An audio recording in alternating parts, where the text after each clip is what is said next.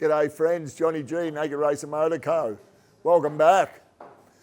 Anyway, today we're going to do a Triumph Day. So I want to talk about a bike that's just come in here, which is beautiful. It's a 1967 Triumph Bonneville. Let's go and have a look at it. Follow me.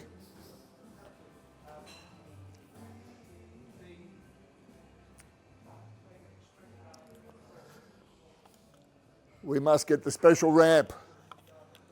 Not to be underestimated.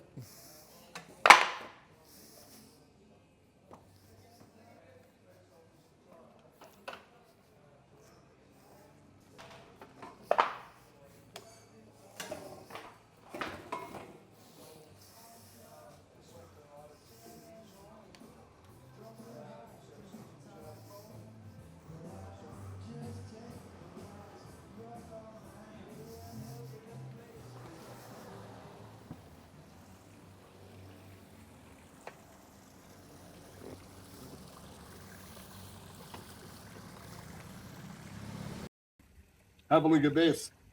A beautifully restored 1967 Triumph Bonneville. And this is the highest production year. In 67, they made 28,000 or sold 28,000 of these in the US, which was just unbelievable numbers. And you can just see the bike's beautifully restored. There's nothing to talk about. Everything's been done. It's got the little gauzes on the carbies. It's a Bonneville, which twin carby, twin amels. And, have a look at it. You've got a little peanut tank. They had the grey seat in 67, which is a one-year only thing. This bike's only done 576 miles since it was restored, so it's like new. You're going to get it out on the road.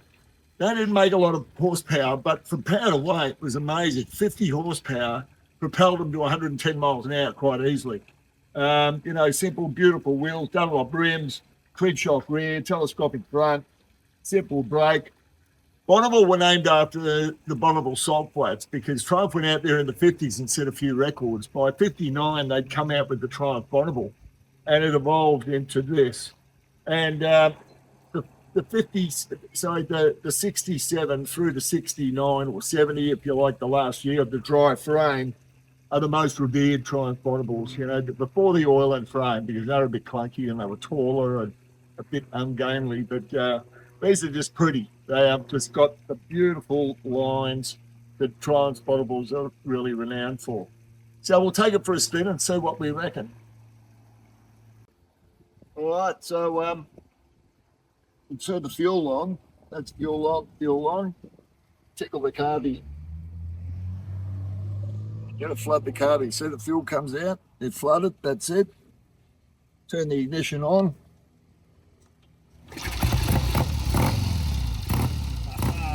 Beautiful.